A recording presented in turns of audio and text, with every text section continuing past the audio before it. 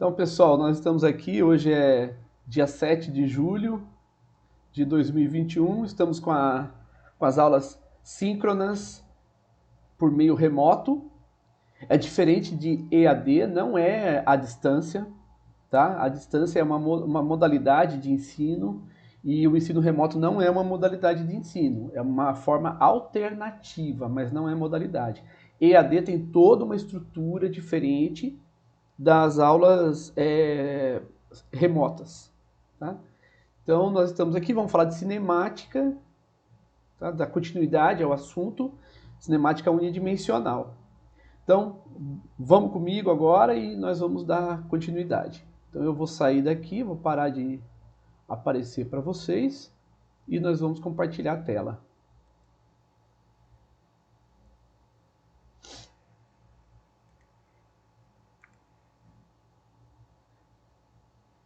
Cadê aqui?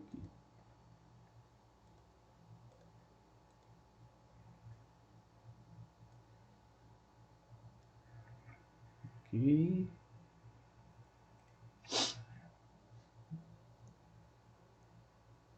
Tá, e mais uma vez peço a vocês que participem mesmo, participem bastante, que a participação de vocês está sendo muito boa, gente.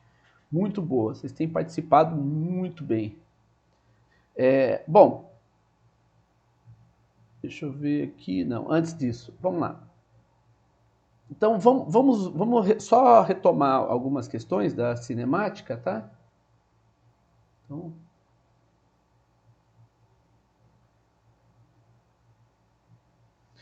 a cinemática, então, ela é o estudo, né, do movimento dos objetos. E como o estudo do movimento dos objetos, nós precisamos de algumas grandezas físicas, né? Uma delas é a posição, que cinemática unidimensional, na cinemática unidimensional, a gente trata como x, que é uma função do tempo. Então temos a posição, a velocidade, que mede a variação da posição com o tempo, e a aceleração.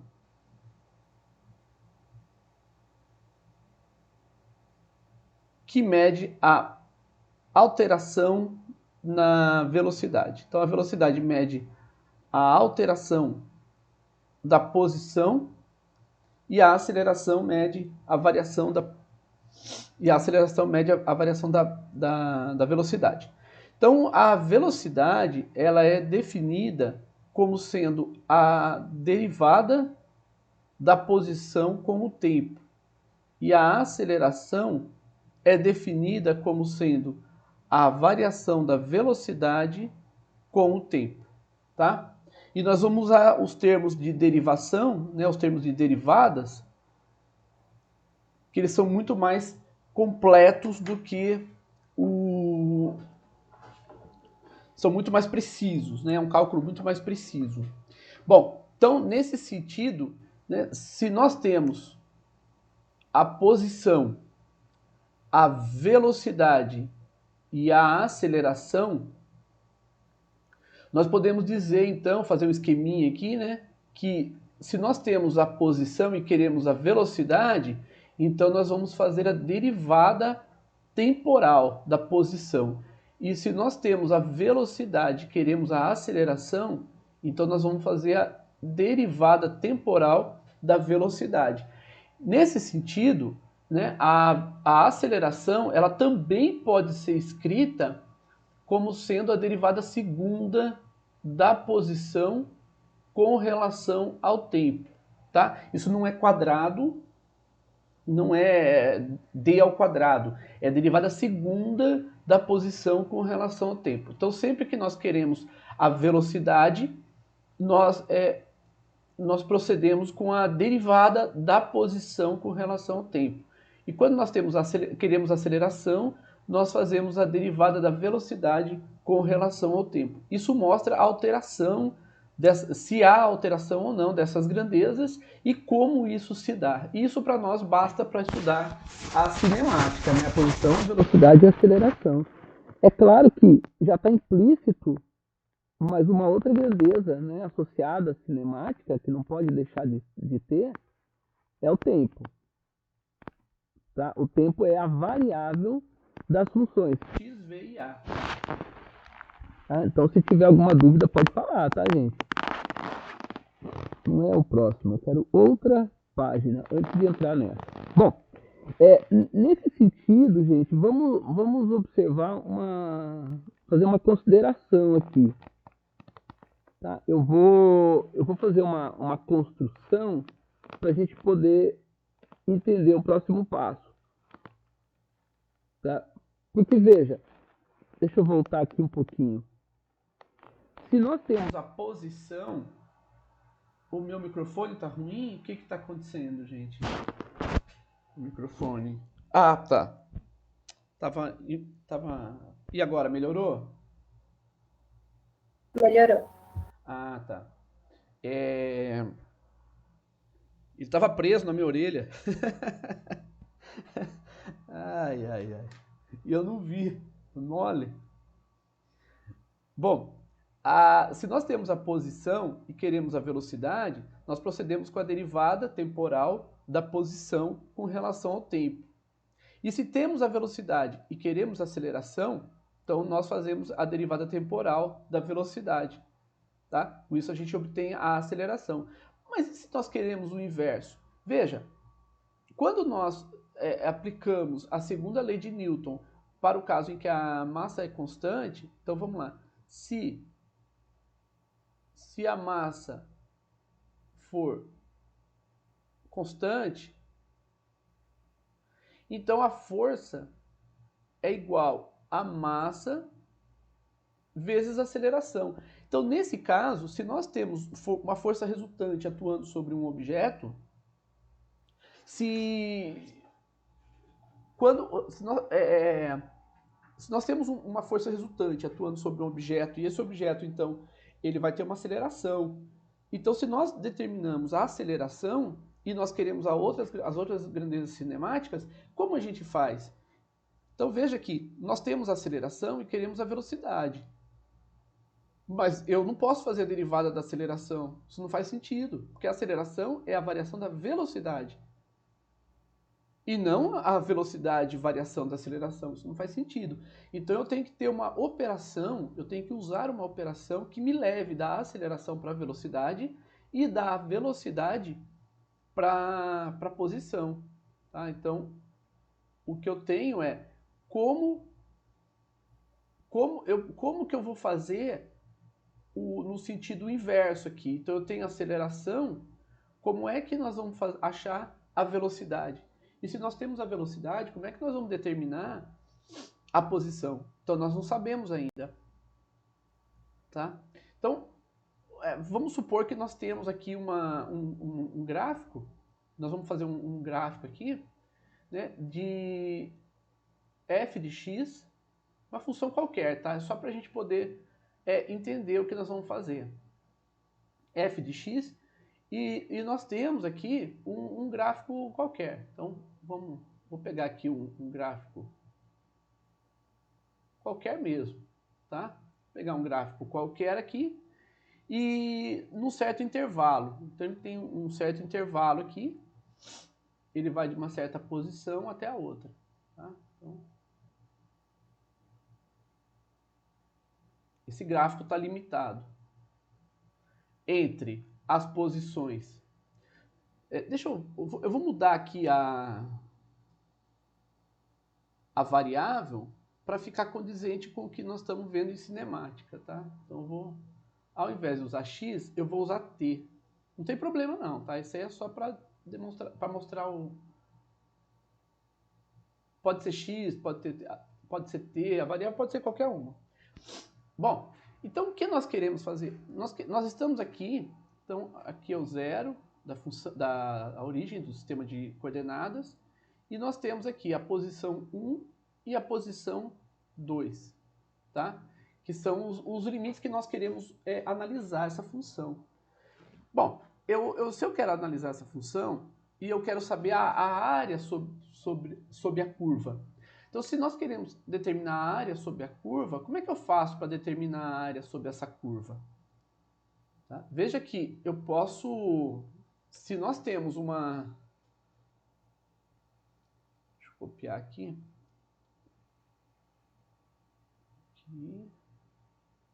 Tá. Veja que nessa outra função eu vou apagar uma... Oh, faz isso não.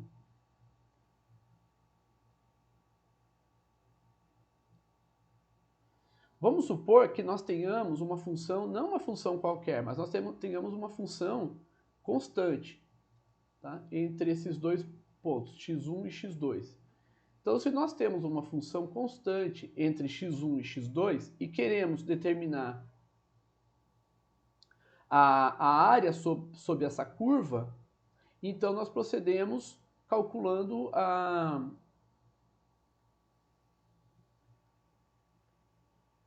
nós calculamos cadê? Aqui. Então aqui vamos supor que seja F1. Então nós fazemos a área vai ser a base, que é x2 menos x1, vezes a altura, que é F1. Ou seja, é F1 vezes ΔX. Tudo bem, gente? Aqui nessa função constante. Compreenderam? Isso é tranquilo, né? Faço a base vezes a altura e determinamos a área sobre essa curva aqui. Então agora o que nós vamos fazer? Eu vou querer fazer algo muito semelhante aqui nessa função. Por quê? Porque eu não conheço a função. Se nós não conhecemos, mesmo que nós conhecêssemos a função, ela não é constante. Então como que nós vamos fazer? Bom, eu vou representar aqui nessa função, eu vou representar uma constante, tá? Só que essa constante eu vou colocar num ponto que considere uma parte, né, que eu não erre muito.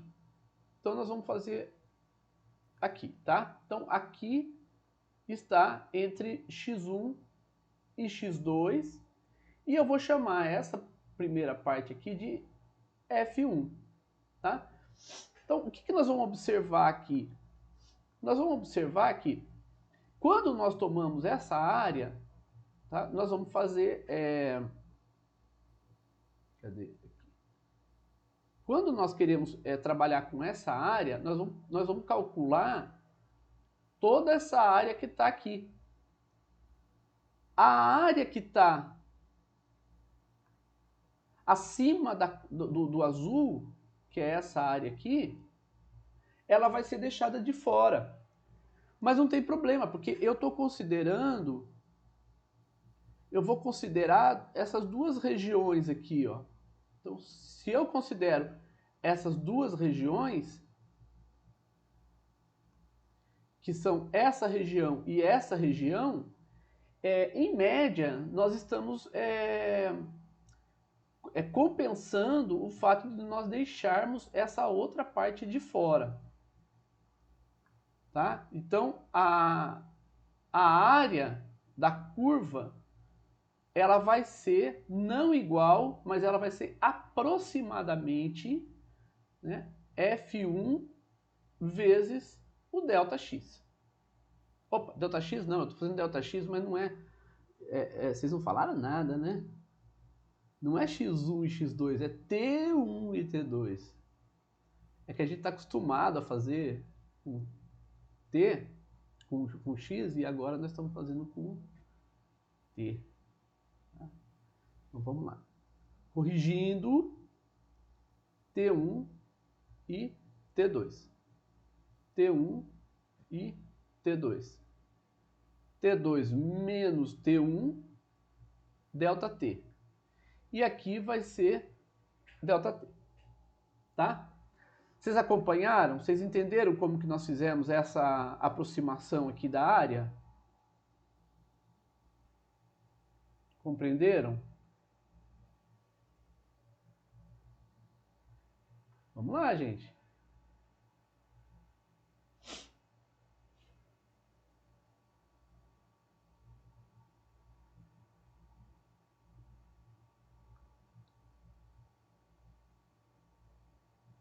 Deixa essa aqui de lado, que essa aqui só foi uma representação, tá? Ah, beleza. Beleza, então, Daniel. Agora, nós vamos fazer o seguinte. Ao invés de dividir de fazer, usar essa F1 azul aqui, nós vamos fazer o seguinte. Eu vou dividir essa região em duas partes. Então, eu vou dividir essa região em duas partes. E nós vamos ter a parte que nós vamos chamar de A1 e a parte que nós vamos chamar de A2. E nós vamos ter duas... eu vou trazer aqui duas funções, né? Essa função constante e essa função constante. A função constante F1, ela representa a média da porção A1. E a F2 representa a média da função da parte 2. Tá? Então, de tal forma que nós vamos ter T1, T2 e um T aqui no meio. Tá? Um T qualquer. Bom, então o cálculo agora dessa outra função vai ser... Deixa eu puxar essa área. Opa. Não. Essa área aqui. Esse cálculo para cá. Tá? Que é o cálculo dessa daqui. E agora nós vamos fazer o seguinte. A área agora, ela vai ser A1 mais A2. Tá? Então ela vai ser o F1 vezes T menos T1 mais F2 vezes T2 menos T. Mas eu posso considerar também, eu posso considerar que os intervalos são iguais. Então eu posso considerar aqui ΔT e aqui ΔT. Tá? Posso considerar assim. Então a área aqui eu vou fazer aproximadamente, tá? Então a área vai ser aproximadamente a somatória de FI ΔTI, onde I vai de 1 até N. Nesse caso, o N é 2, porque nós temos duas partes, tá? Vamos continuar e agora eu vou fazer o seguinte. Ao invés de dividir em duas partes, nós vamos dividir em três partes. Então, vocês já devem estar entendendo o que nós estamos fazendo, né? Nós vamos dividindo cada vez mais, cada vez mais, cada vez mais. Então agora, veja que nós temos três partes. Então, eu vou fazer ainda essa, depois eu vou fazer já o geral, tá?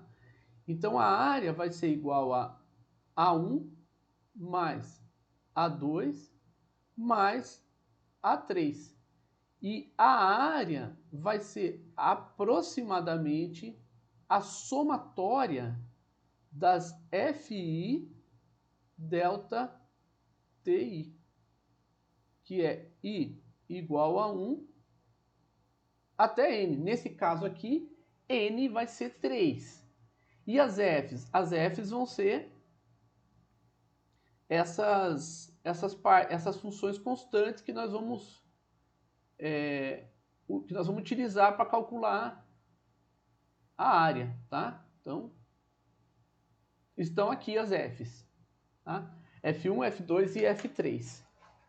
Então, se vocês estão entendendo essa parte, então vocês vão entender agora o que nós vamos fazer, Opa, Ctrl Z não. Espera aí. Deixa eu voltar com ele aqui. Eu apaguei sem querer. Aqui, pronto. Aqui. Então agora, o que nós vamos fazer? Veja que nós temos intervalo. O intervalo aqui, que ainda é ΔT, nós chamamos de ΔT, mas ele está menor, né? Ele está menor do que quando você dividiu em duas partes. Então, quando a gente dividiu em três partes, o intervalo vai ser menor. E nós vamos fazer isso cada vez menor, cada vez menor, cada vez menor, até o ponto em que nós vamos ter o seguinte. Tá? Nós vamos ter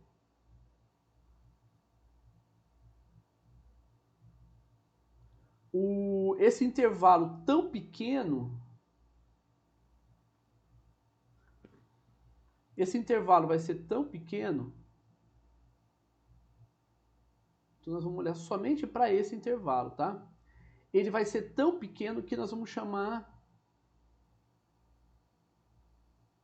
ainda de ΔT, mas nós vamos dizer que o ΔT ele tende a zero.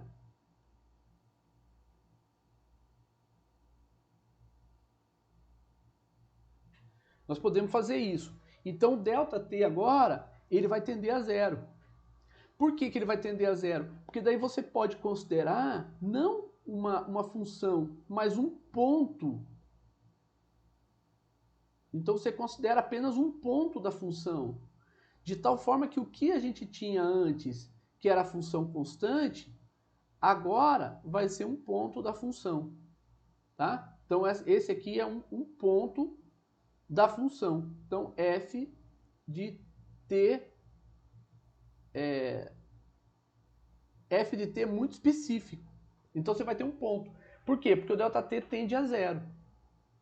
Então nós vamos ter infinitos intervalos dentro dessa região entre T1 e T2. Então aqui é T1 e aqui é T2. Então no intervalo entre T1 e T2 nós temos infinitos paralelogramos desses pequenininhos aqui, infinitos desses, de tal forma que eu não vou fazer um único traço aqui, né, para representar. Estou representando um pouquinho maior só para poder ficar visual, mas é praticamente uma linha. Você tem uma linha aqui que representa o paralelogramo que a gente estava usando. Então, olha que interessante agora. Então, agora nós temos a área, ela vai continuar sendo A1 mais A2 mais etc. Só que agora nós temos infinitas áreas. Então, nós vamos dizer que a área ela vai continuar sendo a somatória de i igual a 1 até n, onde n agora é infinito, de f fi delta t i. O que mudou? Mudou que agora nós fizemos o limite de ΔT tendendo a zero. Vocês entenderam a ideia, gente? Eu preciso saber se vocês entenderam essa ideia, a ideia. Se vocês entenderam essa ideia, por favor, manifestem-se. Tem alguém aí? Cadê vocês?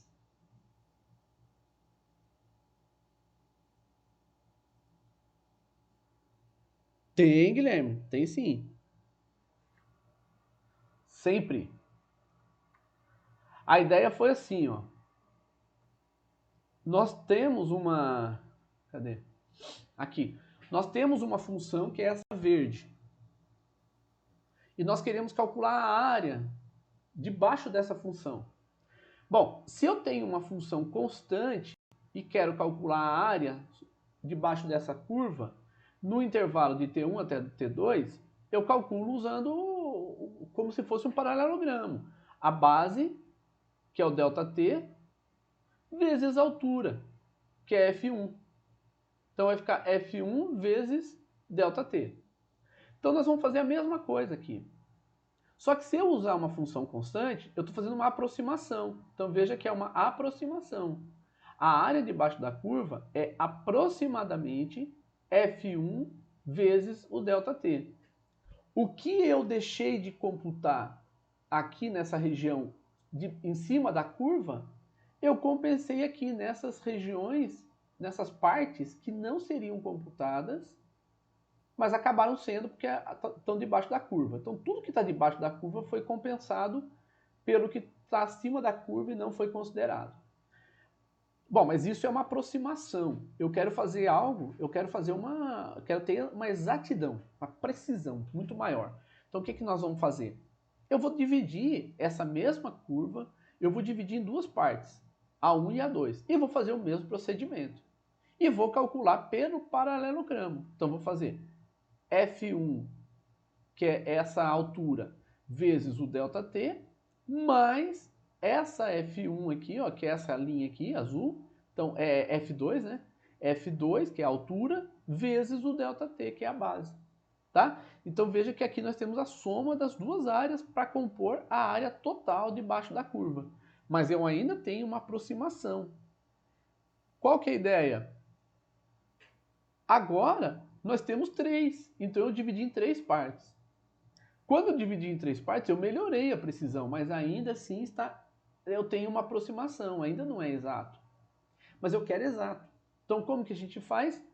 Ao invés de fazer 3, 4 áreas, não, nós fazemos infinitas áreas. Infinitas áreas, mas com ΔT tendendo a zero. Então esse intervalo aqui, ele vai ser tão pequeno quanto você queira. Então ele vai ser muito pequeno. Por ser muito pequeno esse intervalo, então nós vamos fazer, nós chamamos de ΔT tendendo a zero. Então você vai fazer o limite. De tal forma que, como essa daqui, você vai ter infinitas aqui, ó. Então você vai ter infinitos paralelogramos. E isso nos dá uma exatidão. Porque agora, ao invés de você ter um paralelogramo, você tem um ponto da curva. Tá? Então é a área como se fosse uma área uma área infinitesimal, é uma área muito pequena. Essa área infinitesimal é a base, que é o ΔT, vezes a altura, que é a função, o valor da função nesse intervalo. Mas o ΔT é tendendo a zero, então é praticamente um único t. Então, num determinado t, a função é identificada, você conhece o valor da função e faz a função vezes esse ponto, tá? Seria mais ou menos isso e você faz infinitas vezes aqui. Tudo bem, Guilherme? Tá. Então, quando a gente faz a área para o ΔT tendendo a zero, isso a gente chama de integral. Integral entre T1 e T2 da função f de t dt. Tá? Então, essa é a ideia de integral. Não é conceito, é uma ideia. O conceito de integral vocês vão ver em cálculo. Aqui é a ideia da integral. Tá? Então, essa é a forma que a gente pode explicar para vocês como chegar numa integral. Qual a ideia de uma integral? Tá, mas e a parte operacional? E a parte operacional, como é que a gente faz? Bom, a parte operacional, nós vamos fazer o seguinte. Nós vamos trabalhar, como a gente já falou para vocês, apenas com polinômios. Então, nós estamos trabalhando com polinômios. E os polinômios, eles são funções de t, f de t, e são dessa seguinte forma, at elevado a n. Para ser mais específico, a gente poderia dizer que é a somatória de a vezes t elevado a n. Mas não é essa necessidade de generalizar por enquanto. Então, No cálculo da integral de polinômios, nós vamos fazer o seguinte: a integral de f de t dt entre t1 e t2, que são os intervalos da integração, nós vamos ter a dividido por n mais 1 vezes t elevado a n mais 1. Então, essa é a forma da integral de polinômios. Vou dar um exemplo aqui. Tá, essa aqui que eu fiz foi a primitiva. Deixa eu fazer a integral mesmo, porque a integral, como a gente colocou os intervalos de integração, então nós temos que colocar aqui, que é entre T1 e T2. Eu vou fazer com bastante calma, com bastante cautela aqui, tá? E para vocês. Aí se vocês não acompanharem, vocês me falem. Se tiver muito devagar, vocês me falem também. O exemplo é, determine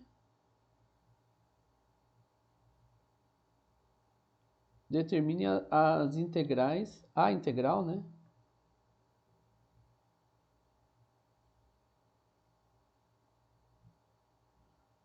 Das funções.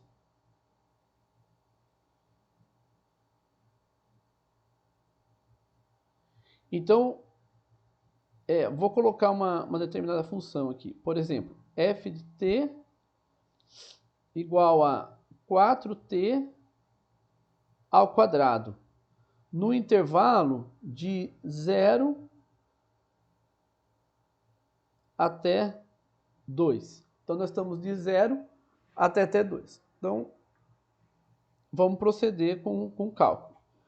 A integral é de T1 até T2 de f de t dt. Então, eu vou fazer integral, o intervalo é de 0 até 2. Então, T1 é 0, T2 é 2, da função, que é 4t quadrado, dt. Ah, professor, mas tem que pôr esse dt? Tem que pôr, porque você tem que indicar qual é a variável de integração. Então, tem que pôr sim. Tá? E conforme o nosso método aqui, nós podemos dizer que para essa função aqui, o a vai ser 4 e o n é 2. Então, nós vamos ter, como resultado da integração, nós vamos ter 4 dividido por 2 mais, que é o n, né? N mais 1, 2 mais 1, vezes t elevado a 2 mais 1, que é o n mais 1, no intervalo de 0 até 2. Tá? E isso aqui vai ser 4 dividido por 3 vezes t ao cubo. Estou fazendo bem devagar, tá, gente? Se estiver muito devagar, vocês falem. De 0 até 2. Tá? Então, isso aqui vai ser igual, tá, a 4 sobre 3. E agora eu vou aplicar os intervalos de integração. Então, eu vou fazer 2, que é o primeiro intervalo, ao cubo, menos 0 ao cubo. Tá? Então, vai ser 4 sobre 3 vezes 8. Tá? Então, vai ser 32 dividido por 3. Esse é o resultado dessa integral. Então, esse é o valor da integral. Vocês entenderam, gente? A ideia? Tá. E aí eu vou passar uns aqui para vocês fazerem depois. Tá? Que nós já fizemos alguns de integrais e derivadas, então nós vamos fazer aqui, vamos fazer f, eu tô inventando, tá? Então vamos fazer f de t igual a 2 mais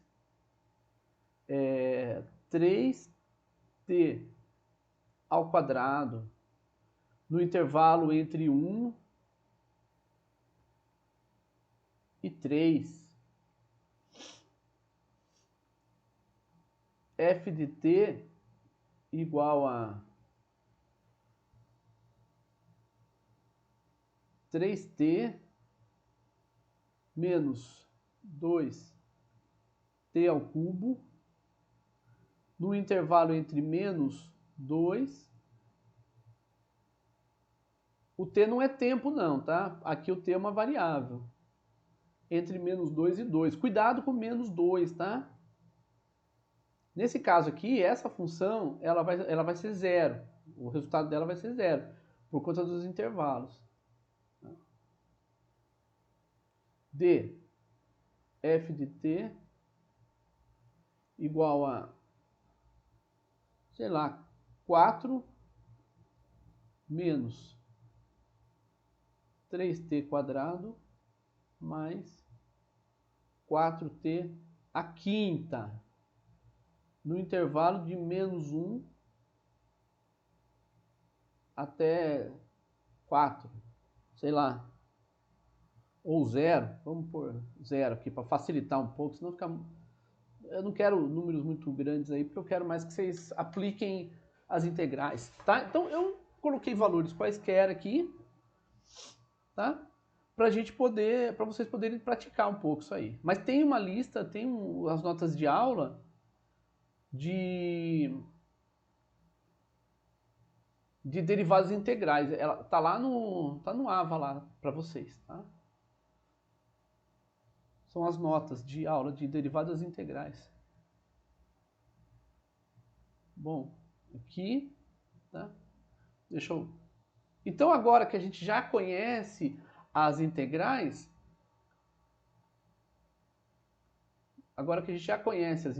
então nós vamos fazer o seguinte.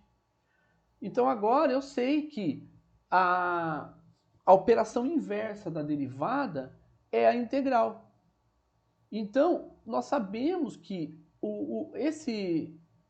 nós já sabemos agora como resolver.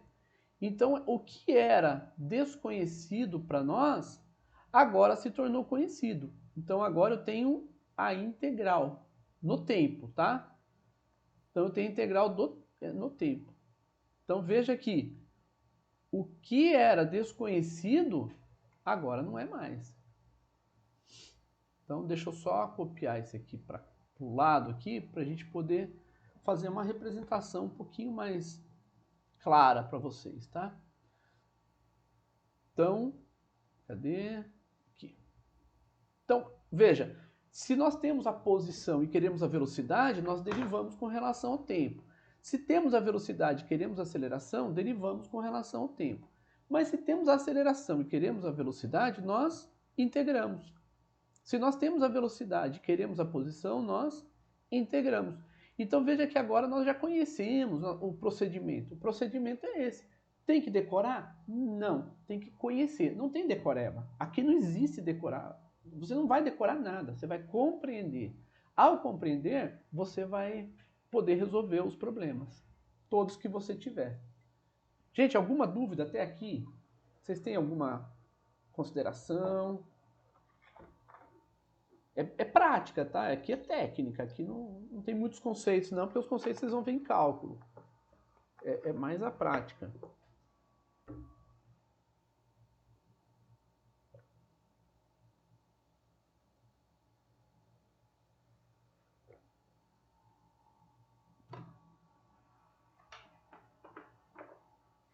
Pode abrir o microfone também, tá?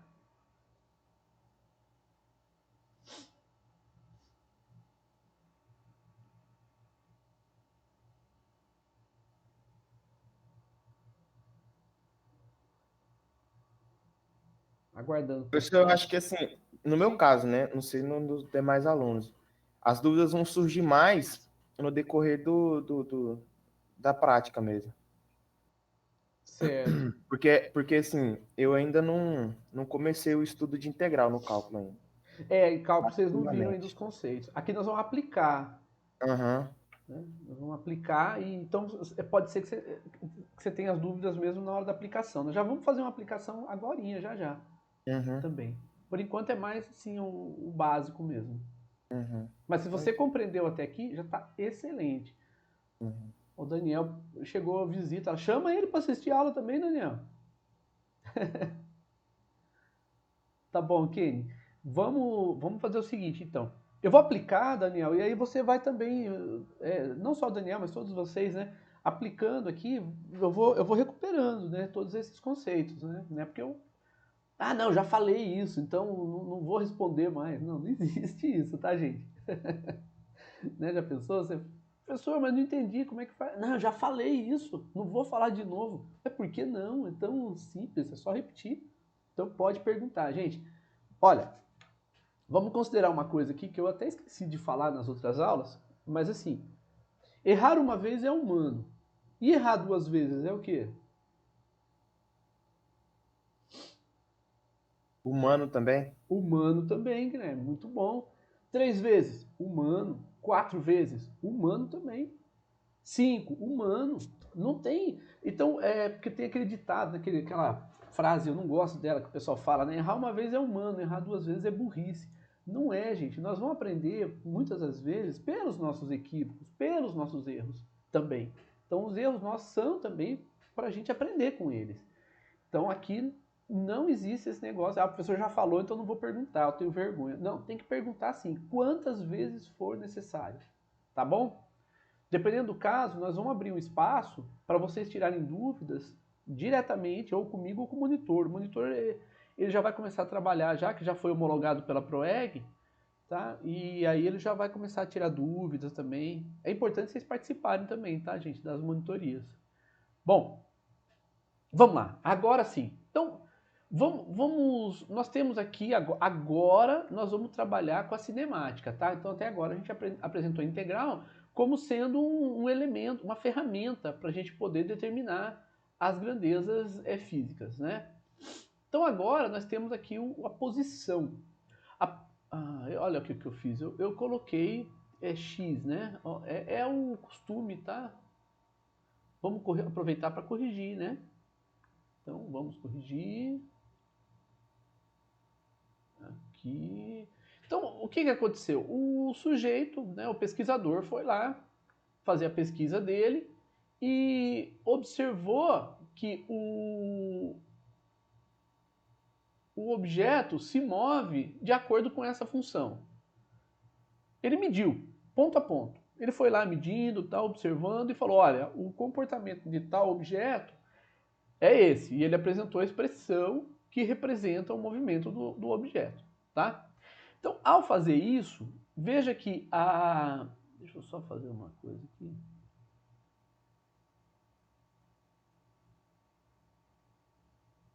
Eita, nós. Não tá fazendo de jeito nenhum. Deixa eu fazer o mouse. Não tem problema, vai lá. Então, o que nós podemos dizer? Esse gráfico é o gráfico da função, que representa justamente o que o movimento do objeto. Onde aqui é o tempo e aqui é a posição. Então, a ordenada é a posição e a abscissa é a abscissa deixa eu só fazer uma coisa aqui. É o tempo, tá? Então, é um movimento unidimensional. O movimento se dá nessa linha na vertical. Não se dá... Esse gráfico aqui em lilás não é a representação da trajetória, gente. Cuidado. É a representação da variação da posição com o tempo. A posição, ela se dá exclusivamente numa linha reta. É unidimensional. Então, nós podemos ver que essa função representa a posição do objeto com o tempo. Então vamos começar a identificar alguns pontos importantes dessa função. Então, a primeira coisa nós não vamos nos preocupar agora com o tempo. Então nós vamos identificar nesse gráfico alguns pontos importantes nessa função. Então essa é a função. Primeira coisa é determinar as raízes. As raízes da função são determinadas quando nós fazemos a função igual a zero, tá? E quando a gente faz a função igual a zero, aqui também está x, acho que está tudo x, viu?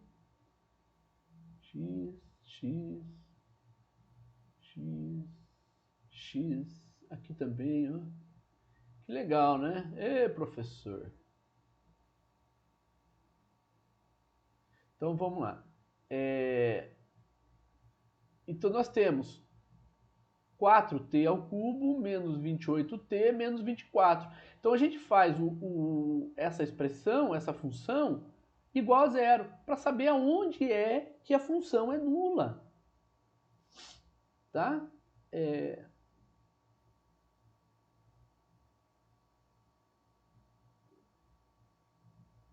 T ao cubo menos 7t. Aqui eu só dividi por 4 para ficar mais fácil, tá? A gente poder determinar as raízes. Ah, mas como que eu vou determinar as raízes? Não precisa ser na mão, usa a calculadora, computador, não importa. O importante, gente, é identificar as raízes. Então nós identificamos as raízes. Isso é muito importante, tá? Porque a gente sabe qual é a posição nula do objeto. Bom, o próximo passo são os pontos de máximo e de mínimo. Então os pontos de máximo e de mínimo dessa função são esses pontos em vermelho aqui. Então esses pontos em vermelho representam para nós os pontos em que a função vai ser zero. Desculpa, que a função vai ser máxima ou mínima. Tá? Existe uma técnica da gente saber se é máximo ou se é mínimo. Tá? Não vou entrar nesse detalhe aqui agora. Bom, mas o que é importante a gente saber, e é isso que eu quero mostrar para vocês agora, tá? É o seguinte, veja aqui. Aqui, ó, pronto. O que acontece é que nós vamos... Olha para a tangente a essa função. Olha a tangente, tá vendo que ela está inclinando menos, cada vez menos? Chega num ponto em que ela vai inclinando cada vez mais, vai inclinando até o ponto em que a inclinação dela é zero. A inclinação dela é representada pela derivada. A derivada da função representa a inclinação dessa função. Então, essa inclinação que nós estamos mostrando aqui, ó, é a inclinação da função que é a sua derivada. Então, veja, olha aqui, ela voltou a inclinar. Inclinou muito, muito, muito, aí chega uma hora que ela começa a fazer o inverso. Inclinar menos novamente até que ela é zero. Quando a inclinação é zero, a derivada é nula. Então, para a gente saber quais são os pontos de máximo e de mínimo de uma função, a gente faz a derivada da função igual a zero. Tá? Quando a gente faz a derivada da função igual a zero, nós obtemos dois valores, que são os valores onde a função é nula, que são esses valores aqui. Deixa eu colocar aqui no gráfico, né, para a gente poder... Tá? Então, esse ponto e esse ponto aqui. Então, esses dois pontos são os pontos onde a função é zero. A função não, a derivada da função é zero.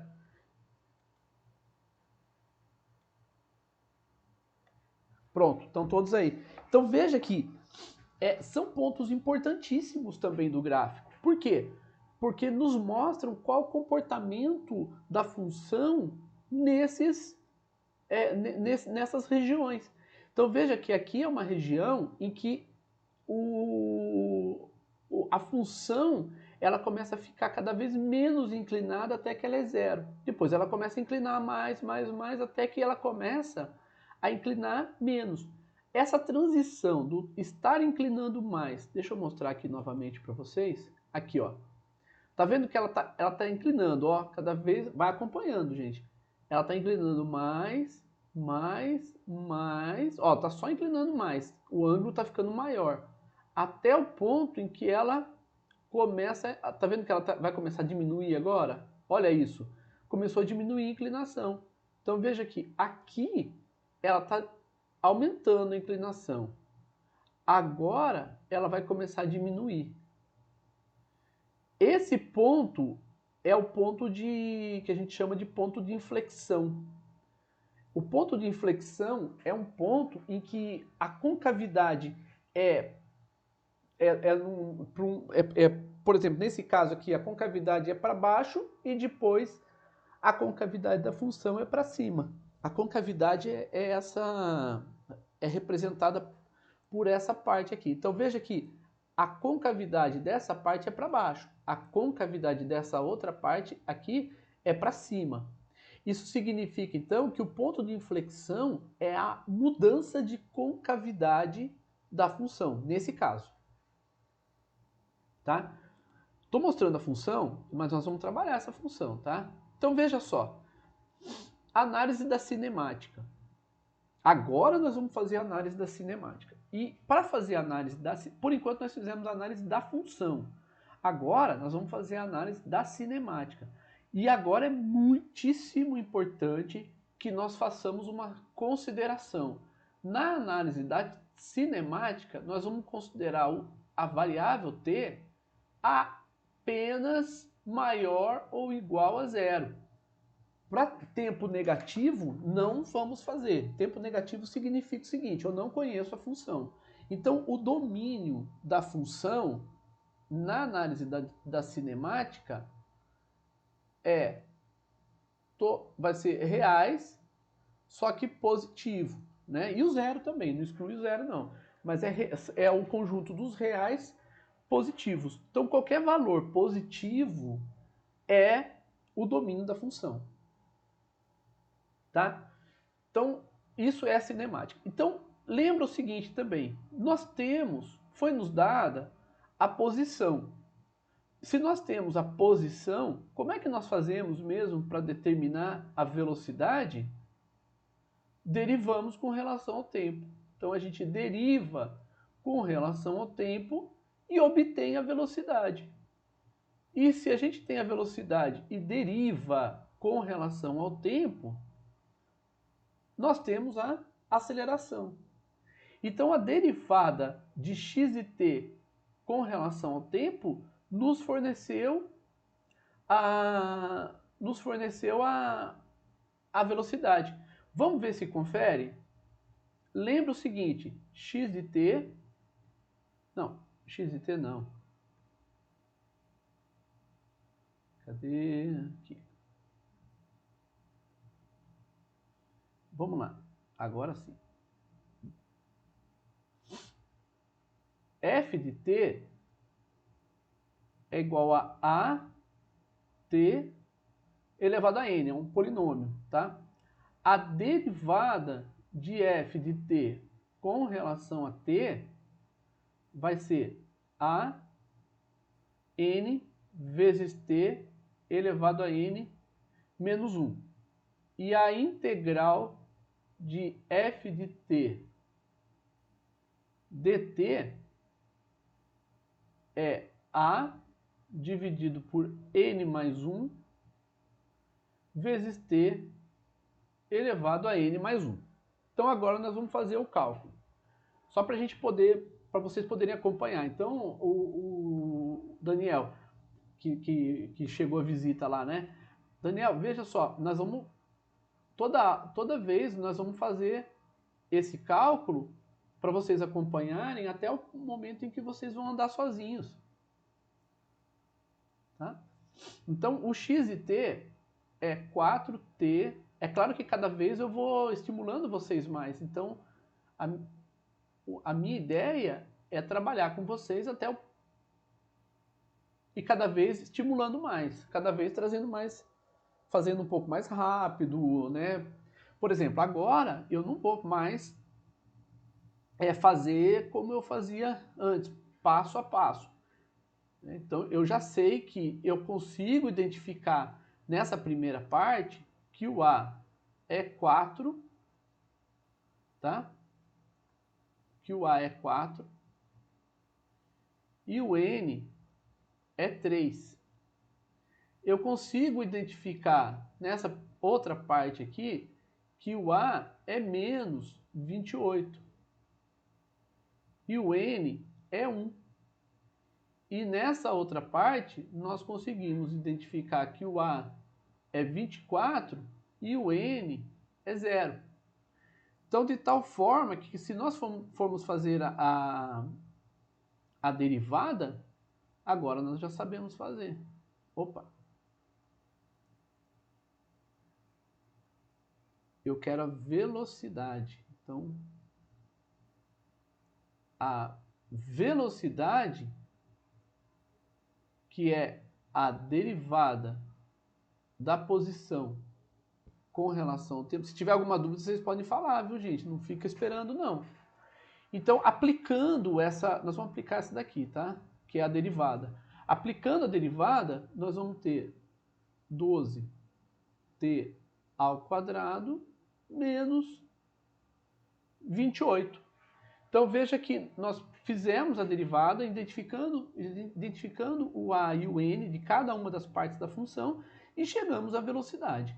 Então, essa, portanto, é a velocidade com relação ao tempo. Tá? Ah, mas eu quero fazer o inverso. Então, agora eu quero retornar para x. Como é que nós vamos fazer? Lembra que a velocidade é a derivada da posição com relação ao tempo, tá? Então, a posição é a integral da velocidade com relação ao tempo. Então, veja que se nós temos que a velocidade é a derivada da posição com relação ao tempo, então eu quero fazer agora o inverso. Eu quero a posição. Como é que eu faço? Se nós queremos a posição, então nós vamos fazer a operação inversa. Lembra desse esquema aqui, tá? X, V e A.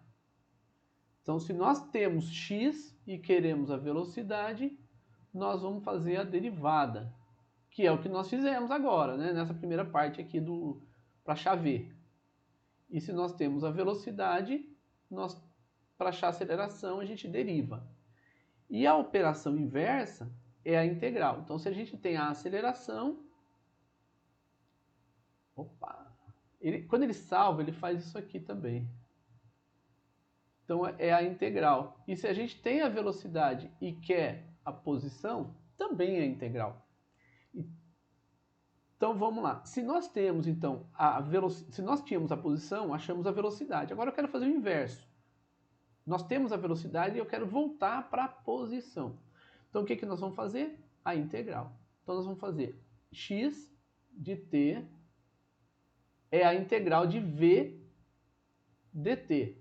Então, é a integral, tá, de 0 até um t qualquer. Na verdade, não é zero, né?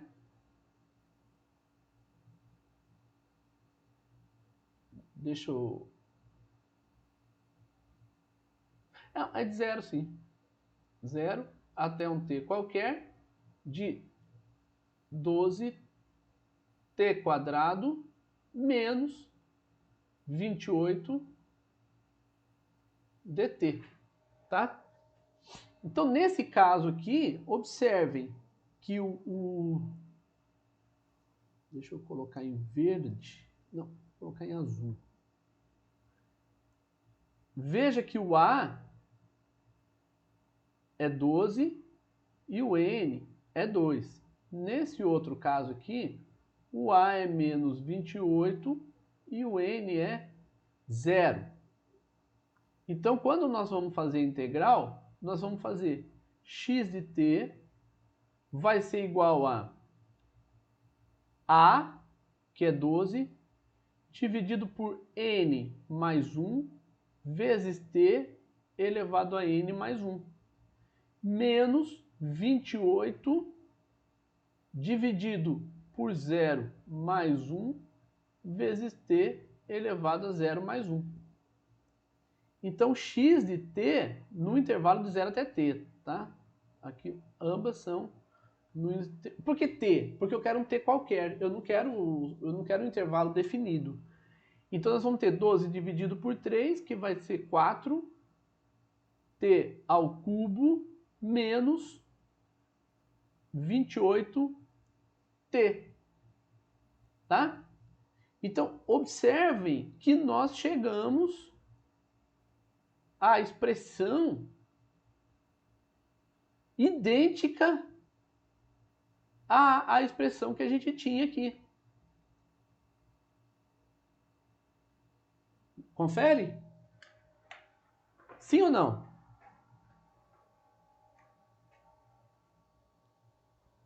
Sim? Sim, Daniel?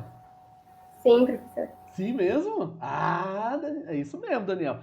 Faltou a constante, gente. Olha que aqui faltou o 24.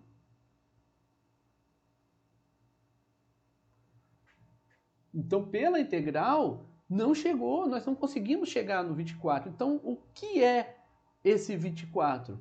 24, desculpa, é a condição inicial, é o x0, que é a posição para t igual a 0, que é 24. Então, veja que faltou essa informação. E aqui é uma questão importantíssima. Por quê? A condição inicial ela precisa ser dada. Se a condição inicial não for fornecida, nós não conseguimos determinar todas as condições do movimento. Então, nesse caso aqui, a posição inicial do objeto era 24. E isso não foi fornecido. Se não foi fornecido, não tem como. Então, agora, sabendo que a posição inicial é 24, então agora sim eu consigo chegar no x de t completo. Ficou claro isso, gente? Vocês entenderam a ideia?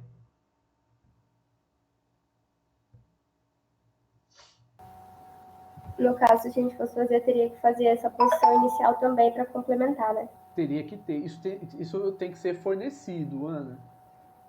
Então o exercício ele vai fornecer para vocês a condição inicial. Se ele não fornecer, ele tem que fornecer de alguma forma algum elemento, alguma informação que permita que você determine a função. Pode ser a condição inicial ou qualquer outra informação que permita que você determine a posição inicial. Tudo bem. Tá? Mas isso tem que ser dado, senão você não consegue chegar nesse resultado. Tá? Bom, então veja que nós obtivemos, eu não vou fazer da velocidade para aceleração, mas vocês podem fazer. Se vocês fizerem da velocidade para aceleração, vocês vão ver que vocês não vão conseguir determinar esse valor aqui, menos 28, porque é a condição inicial também. Então a condição inicial, ela precisa ser fornecida para vocês. Então, nesse caso aqui, se fosse um exercício, ele teria que dizer para vocês, x0 é 24 e v0 é menos 28. Tá? Eu não falei as unidades porque nós ainda não estamos, eu não inseri ainda essa questão das unidades, mas vou fornecer daqui a pouquinho para vocês. Tá? Então, com isso, a gente fecha o ciclo das funções horárias. Então, agora nós sabemos que as funções horárias são x de t, v de t e a de t. E, tendo uma delas, nós podemos obter as demais, com as condições. Vai, Daniel, tudo com calma. Não precisa nem confiar, não. Você pode usar direto. Pode. Vai ficar tudo no AVA, tá? Todas as notas de aula, gente, tanto da turma VT1 quanto da turma VT2, são disponibilizadas para as duas turmas. Tá? Então, eu disponibilizo, porque às vezes a dúvida de um colega da outra turma é uma dúvida de vocês, mas vocês não tinham pensado na hora para perguntar, então eu disponibilizo as 2 notas de aulas para vocês, tá? Tudo que foi falado numa aula está à disposição de vocês também, em notas de aula. Tá? Vamos então, agora, como nós estamos fazendo o estudo da cinemática, vamos olhar do ponto de vista da cinemática. Tá?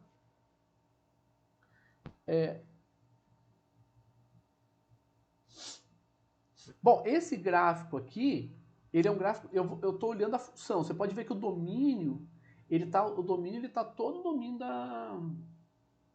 Ah, não, Daniel, então, mas só presta atenção mesmo, não precisa copiar não, tá? Não copia não, deixa, só presta atenção, vamos acompanhando, que tudo isso aqui vai ficar à disposição de vocês. Então, veja que eu não estou preocupado ainda com o domínio, mesmo sendo numa análise, cinemática, eu ainda não vou abrir mão do tempo negativo. Por quê? Porque como se diz, o comportamento da função, eu preciso ter a perspectiva geral do comportamento da função, para saber como vai ser principalmente nessa parte da transição aqui. Tá? Então veja que, uma vez que nós temos a posição, nós podemos determinar a velocidade por derivação, então a posição é esse lilás aqui. Então esse lilás é a posição. E o verde é a derivada. Veja que é quadrática, tá? Por que quadrática? Porque a posição é cúbica. Então, outra coisa, veja que esse objeto ele não está em movimento uniforme e não está em movimento uniformemente variado, porque ele é t ao cubo. Então aqui nós não vamos afirmar que ele está no movimento uniformemente variado, não. Ele está no movimento qualquer. Bom, vamos analisar a posição e a velocidade. A velocidade desse objeto, né, foi dada por a derivada, então é quadrática e é positiva, então a concavidade é voltada para cima. O que significa então? Vamos observar o seguinte: quando a velocidade é zero, tá? Quando ocorre inversão do movimento. Então veja que x é a vertical, tá? Então o objeto vai até aqui, aí ele para poder voltar. Então, nesse parar para poder voltar, a velocidade dele é zero, que é representado aqui, ó. E aqui está no tempo negativo, né? Depois nós vamos desprezar essa parte aí, né? Mas essa outra parte aqui não. Essa outra parte aqui, veja que a posição dele ocorre uma inversão na posição. Ele estava vindo para x cada vez mais negativo, aí ele parou e começou a vir para o x mais positivo. O que significa isso? Que houve inversão do movimento.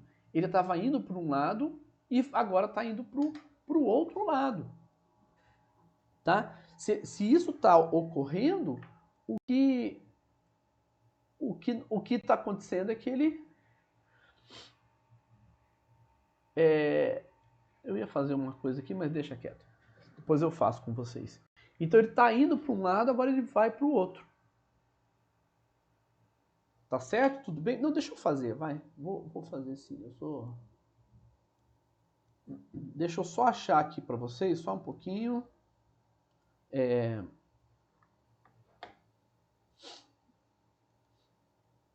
Só um pouquinho, tá, gente? Vai pensando aí nesse caso aí que, enquanto isso, eu vou procurando aqui para vocês o que eu quero mostrar.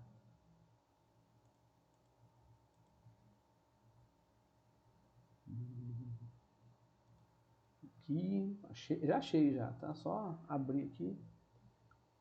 E aqui eu vou fazer o seguinte, cadê? Parar compartilhamento de tela. Deixa eu já abrir o OBS também.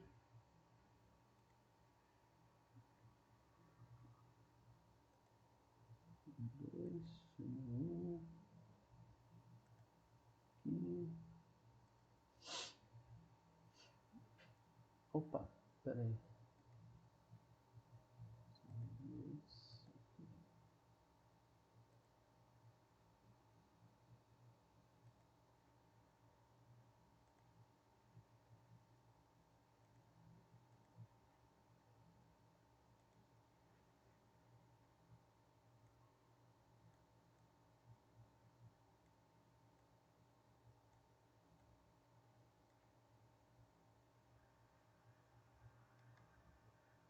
Pronto. Opa.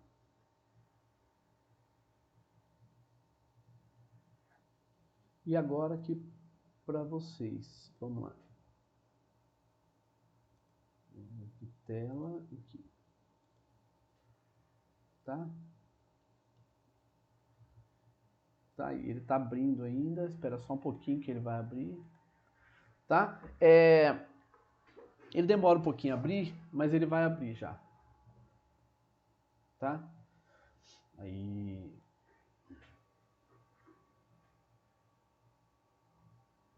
Então veja que aqui nós temos um rapaz aqui, tá? Deixa eu botar ele aqui no menos 10. Olha, então o que acontece? Vamos colocar ele, se ele está nessa posição, vamos colocar uma determinada velocidade para ele. Então vai lá, ele está numa determinada velocidade, tá vendo? Velocidade constante nesse caso. Chegou lá no final, beleza. Então ele foi só numa direção, aliás, num sentido.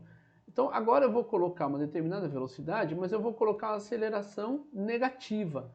Parou e voltou. Tá? Eu vou fazer de novo, mas eu vou fazer um pouco mais lento. Deixa eu reiniciar aqui. Sim, tá? Então eu vou colocar ele lá na posição inicial. Vou colocar uma aceleração de menos 0,5. Deixa eu ver se eu consigo colocar a mão.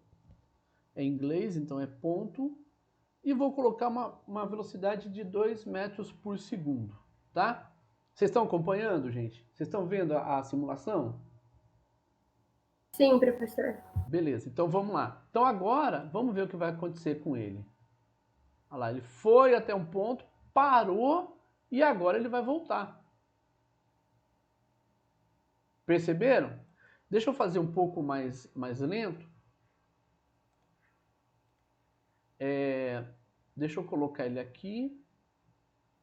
Um pouco mais lento não, vou colocar ele um pouco mais rápido no começo, mas ainda com uma desaceleração. Então ele vai ter desaceleração só para a gente poder ver o retorno dele. E vou colocar ele com 5 metros por segundo. Então ele foi... Opa! Ah não, aqui não deu certo. Coloquei uma velocidade muito alta. Vamos voltar aqui, vai reiniciar tudo. Sim. Coloca ele aqui, velocidade de menos 0,5, velocidade não, aceleração, e vamos colocar 3 metros por segundo. Ah, não.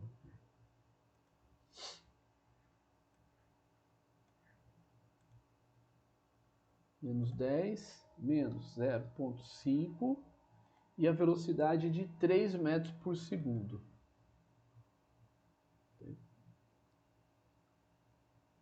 Parou e voltou. E agora ele só vai acelerar. Pode ver que ele vai bater na parede. Se não tiver a parede, ele vai embora. Ele continua, né? Então, vamos reproduzir, mas vamos reproduzir um pouquinho mais lento para a gente ver.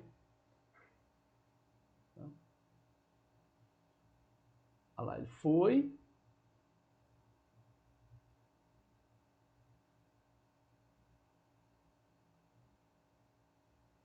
Para, fi.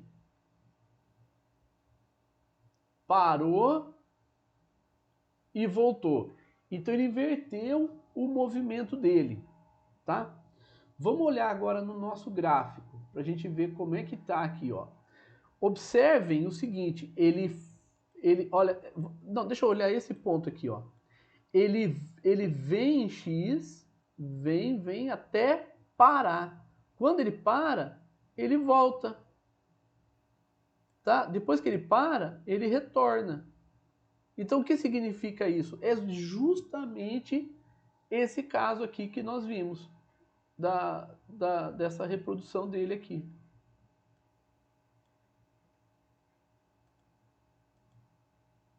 Ah, ele não vai reproduzir de novo. É só uma vez. É assim que ele faz. Tá?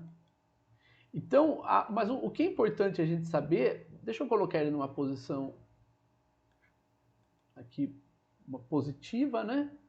Ele está em 10 metros. Nós vamos colocar a aceleração dele 0,5, positiva, portanto, e vamos colocar a velocidade dele agora negativa, menos 4. Tá? Então vai. Agora ele está indo no sentido negativo. O x positivo é para a direita. Ele está indo para a esquerda. Se ele está indo para a esquerda, olha o que está acontecendo. Ele para, então ele está indo cada vez mais negativo, até parar. E agora ele começa a voltar. Nesse caso aqui, é uma... Como é que se fala? É um movimento uniformemente variado, porque a aceleração é constante. Mas é muito parecido com o que nós temos aqui no nosso caso. Olha o nosso caso. Ele vem, ele para e volta. Então ele está vindo para cada vez mais positivo, negativo, para e depois vai para o mais positivo. Vamos ver aqui a reprodução. Cadê a reprodução? Aqui, ó.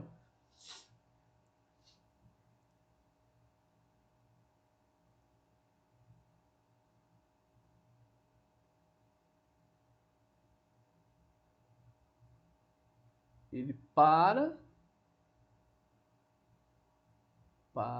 e volta. Então ele vai até um ponto, para e volta. Tá claro isso, gente? Vocês entenderam a ideia, o raciocínio? Compreenderam a situação? Conseguiram observar isso no gráfico?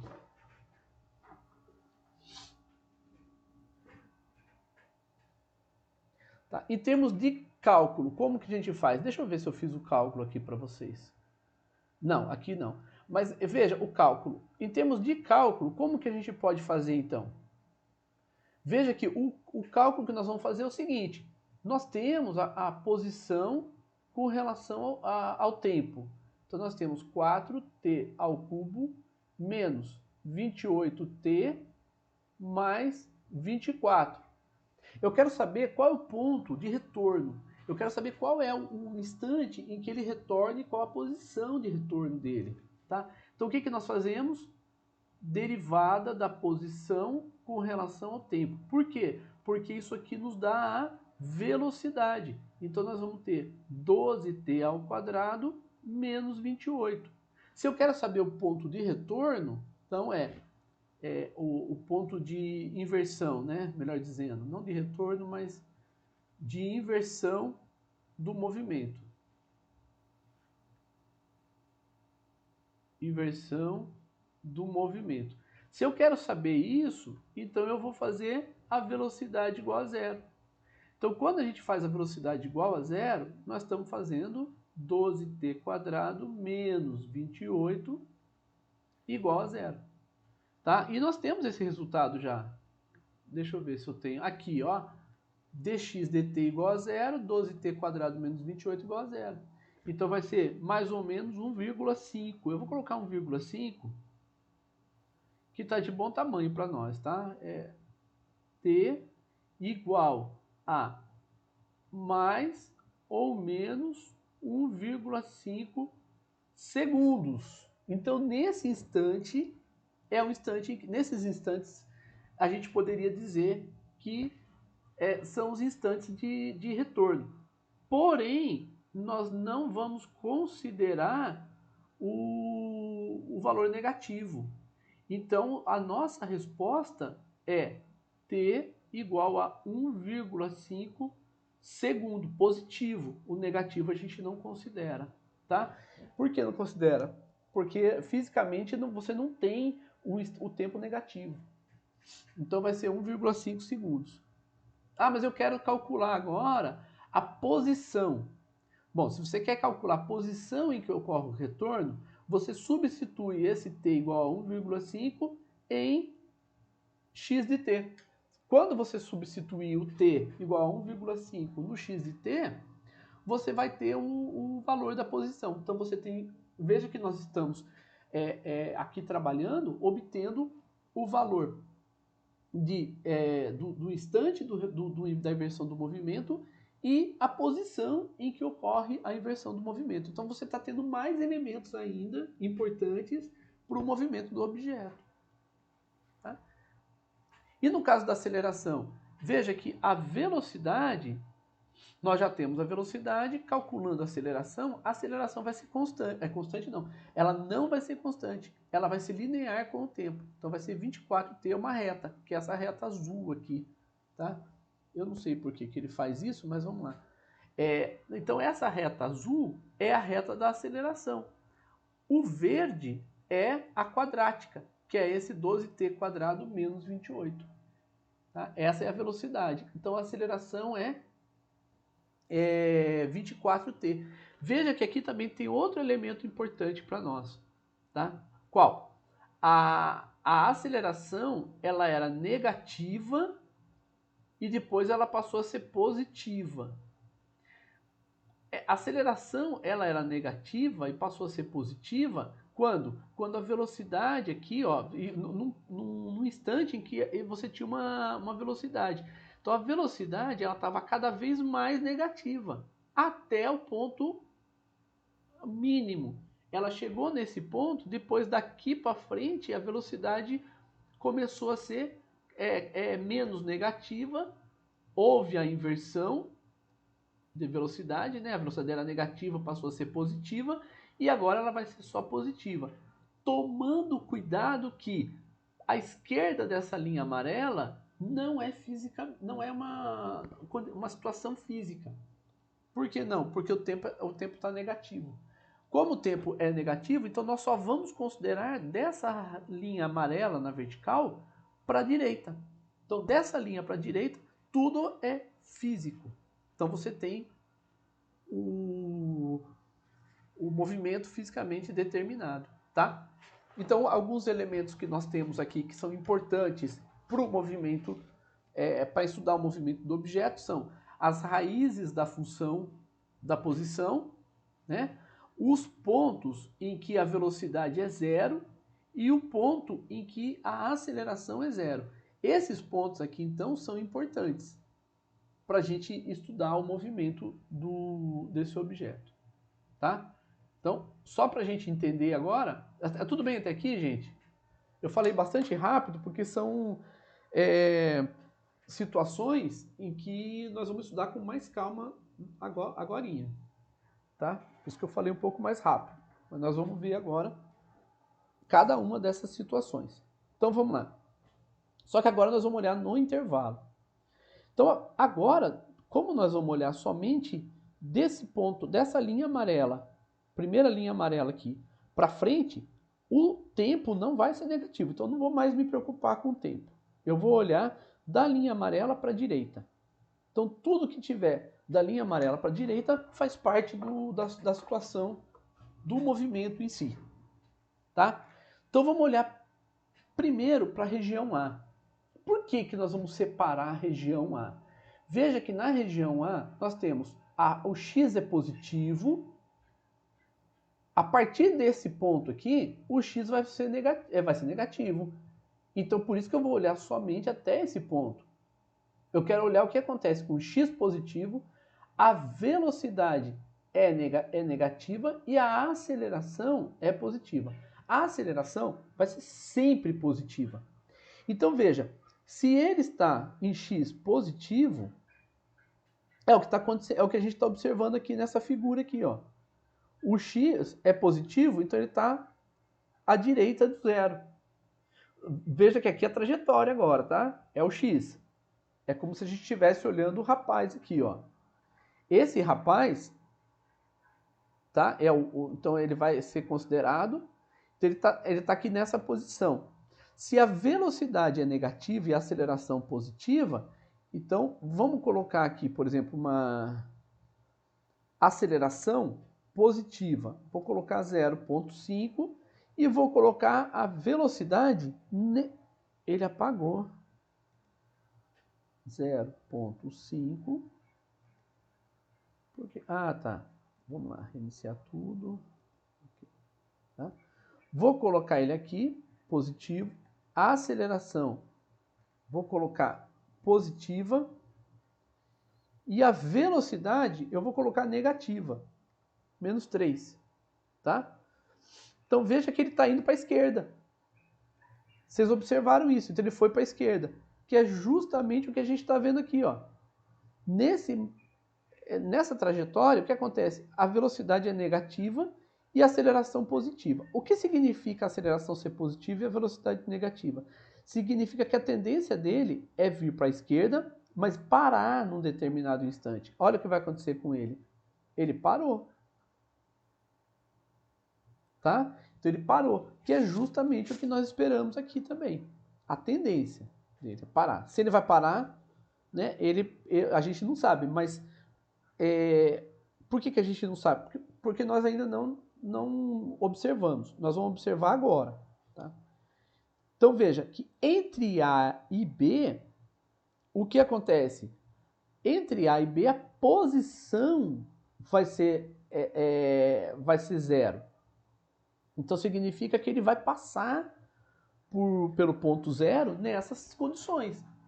Então o que vai acontecer depois, na parte B? Então na parte B, que é essa parte aqui, ó, essa região, o x é negativo e a velocidade continua sendo negativa e a aceleração positiva.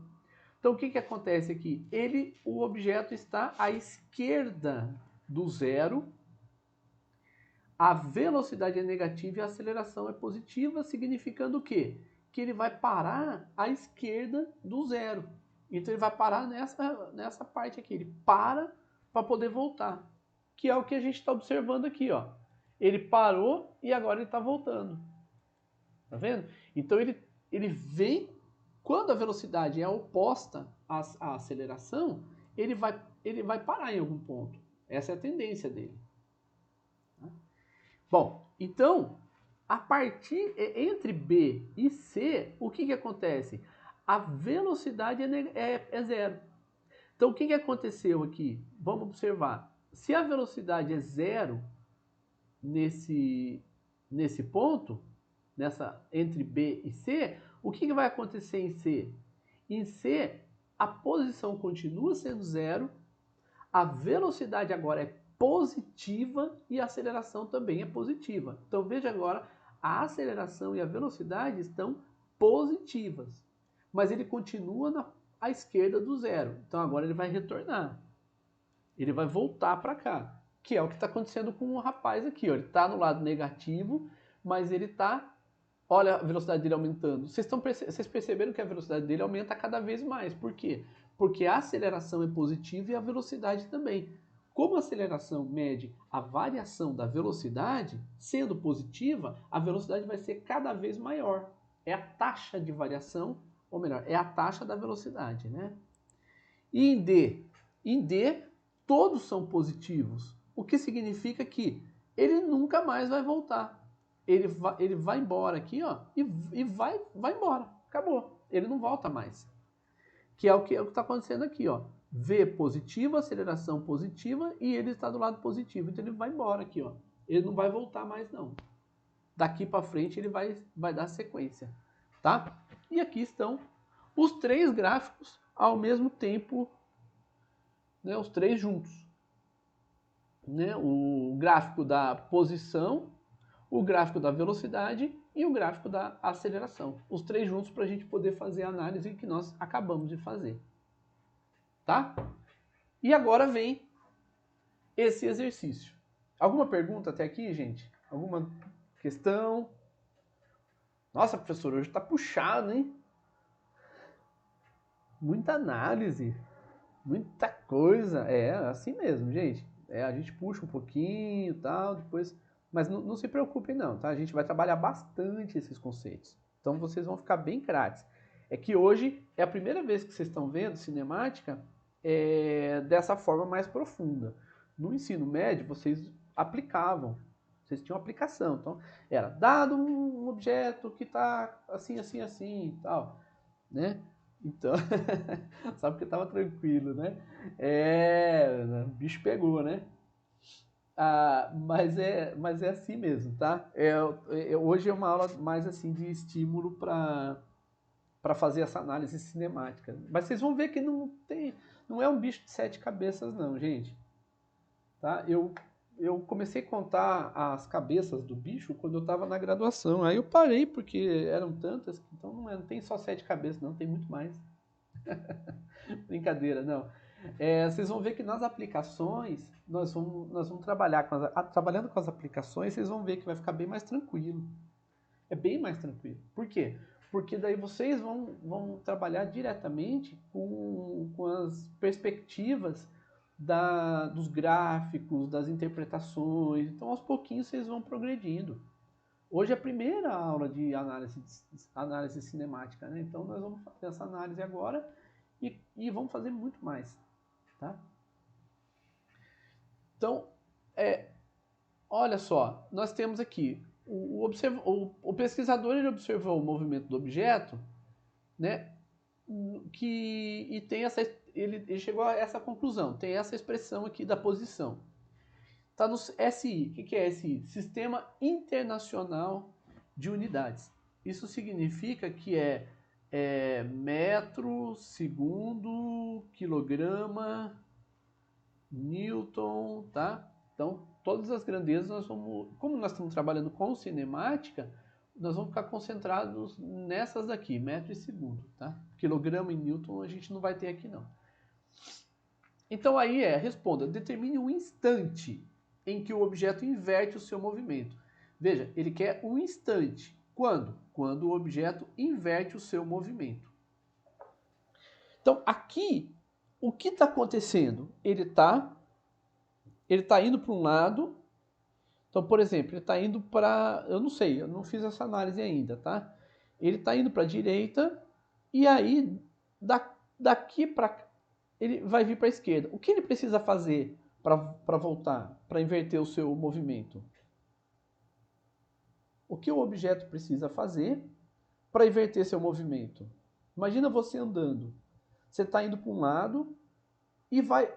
Puxa, estou saindo de casa, mas esqueci a máscara. O que você vai fazer para voltar? Você tem que voltar. O que você vai fazer antes de voltar? Parece aquela pergunta, né? Qual que é a primeira coisa que você faz quando acorda, né? Mas é bem por aí mesmo. Eu abro o olho.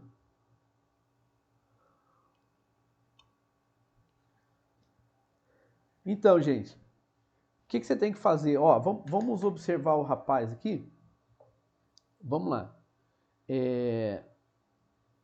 Vamos reproduzir. Olha aqui. Vamos lá. Olha lá, ele foi. Ele está indo para um lado. Agora ele vai voltar para o outro.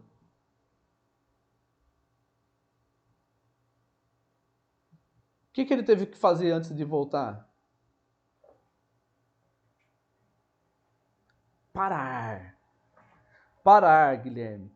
Então, se ele teve que parar, qual é o elemento da cinemática que eu vou usar para determinar esse instante? Qual é a grandeza cinemática que nós vamos usar?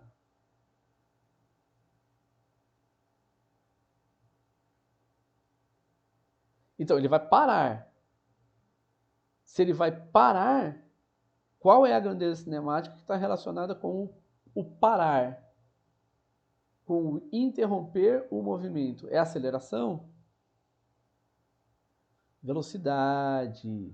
Isso. Guilherme, tudo bem? Mas, entendeu? Tá, beleza. Isso é importante. Então, o que vai acontecer, então? Letra A, inversão do movimento, velocidade igual a zero.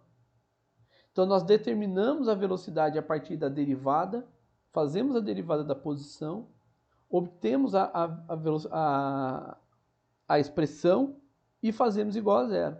Quando nós fazemos esse cálculo, nós determinamos o instante em que ele inverte seu movimento. Nesse caso, é quadrático. Não deveria ter 2 instantes em que ele inverte o movimento? Sim, mas veja que o outro instante é negativo. Então nós nem consideramos. Consideramos apenas o instante positivo. Tá certo? Bom, e a próxima? A próxima é: determine a posição em que o objeto inverte seu movimento.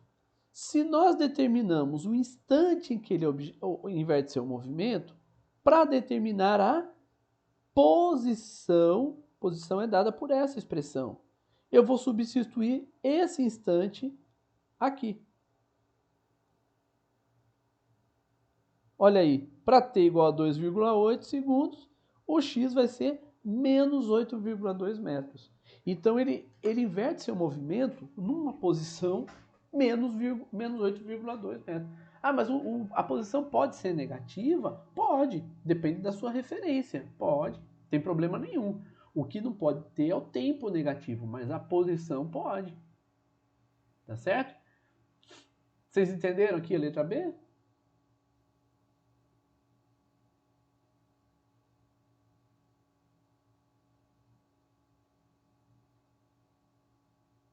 Beleza. Letra C. Determine um instante em que a velocidade do objeto é mínima. Posso? A letra B é uma vez que nós determinamos um instante, basta substituir em x. Substituindo o t aqui em x, nós obtemos a posição em que ocorre a inversão do movimento. Então aqui, determine um instante em que a velocidade do objeto é mínima. Né? A velocidade dele é mínima. E mínima, é zero. Sim, é uma interpretação, né? Nesse caso aqui, ele quer saber a mínima global.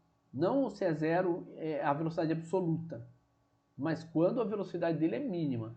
Significa o quê? Veja que a expressão da velocidade, que é a derivada da posição com relação ao tempo, ela é uma quadrática. E ela tem a concavidade voltada para cima. Se ela tem a concavidade voltada para cima, então tem um ponto em que a velocidade é mínima. É esse ponto que nós queremos.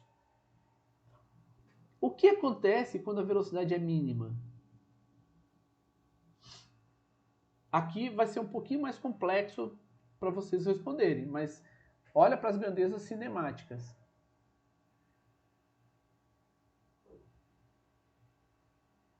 Nesse ponto aqui acontece alguma coisa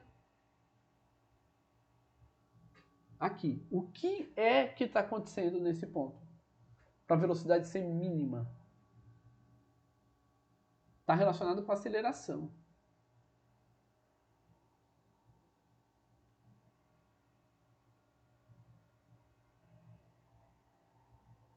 Deixa eu voltar para cá. Olha aqui.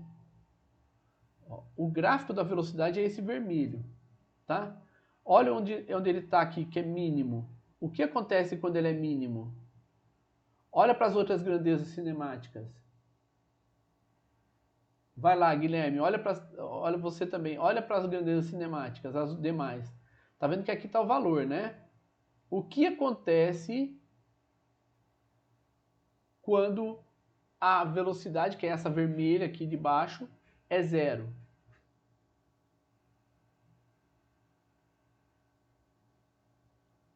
Nós temos as outras grandezas são x e a. O x dá alguma informação para nós? Não, mas e o a? O que acontece com o a? Olha a linha preta lá. Onde o a está?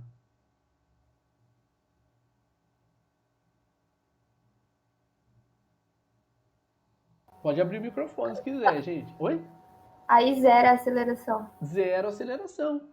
Isso aí. Então, vamos voltar aqui.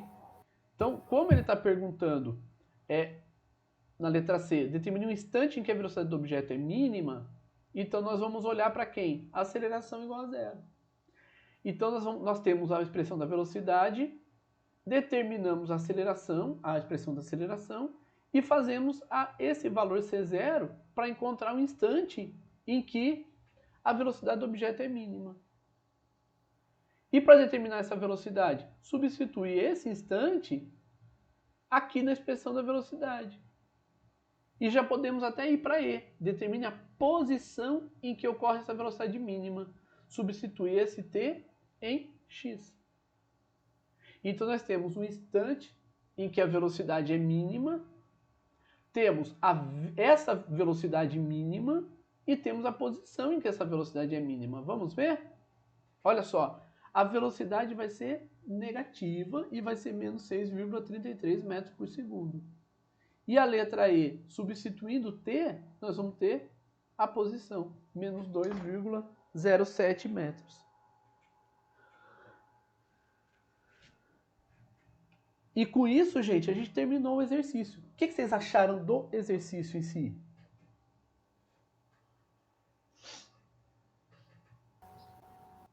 É mais você saber interpretar e saber onde você vai colocar os valores certinho, né?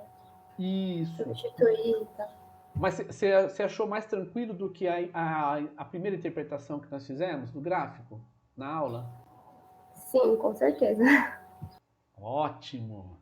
A ideia era essa.